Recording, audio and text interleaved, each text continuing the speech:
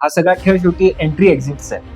तुमची एंट्रीज बरोबर नसेल तर एक्झिटचा प्रश्नच येत नाही. आणि एंट्री जरी बरोबर असेल तर एक्झिट बरोबर घेणं, टाइमावर घेणं हे पण महत्वाचं आहे. जेव्हा एखाद्या कंपनीला एक्सपान्शनसाठी किंवा काही त्यांचे फ्युचर्स प्लॅन आहेत, एखादं टेक ओव्हर आहे किंवा अजून काही डेव्हलपमेंट आहे प्रोडक्टचं वगैरे, त्यासाठी फंड्स लागणार, कॅपिटल लागणार आहेत. तर हे IPO आणतात, म्हणजे त्यांचा भाग भांडवल डायल्यूट करून शेअर्स मार्केटमध्ये आणतात. मग ते NSE BSE वर लिस्ट होतात. ह्याला पूर्ण एक हायरार्की आहे, त्यामध्ये बरेच संस्था इन्व्हॉल्ड आहेत. सगळ्यात सर्वात प्रथम ह्याला गव्हर्निंग जी बॉडी आहे ती SEBI आहे, अर्थातच security and exchange board of India. त्यानंतर डिपॉझिटिव्ह पार्टिसिपंट्स आले, NSDL, CDSL. नंतर डिपॉझिटिव्ह पार्टिसिपंट आले, ज्यामध्ये आपले बँका, ब्रोकर्स, फायनान्शियल सर्व्हिस प्रोव्हाइड करणारे काही कंपन्या त्या आले.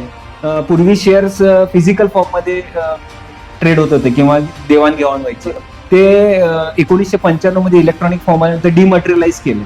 जे फॉरेन इन्स्टिट्यूट असतात, आता जर बघितलं की त्यांनी एकदा आता जर तुम्ही लास्ट 6 महिन्याचा बाजार बघितला असेल तर ते त्यांनी कंटिन्युअस वन वे विक्री केलेली आहे बाजारामध्ये, म्हणजे काही लाख कोटींची विक्री केलेली. आपण त्या स्टॉकची फेअर व्हॅल्यू कॅल्क्युलेट करू शकतो. त्याच्यावरून आपण ठरवू शकतो की आता बाजारभावाप्रमाणे एखादा स्टॉक अंडर व्हॅल्यूड आहे का ओव्हर व्हॅल्यूड आहे.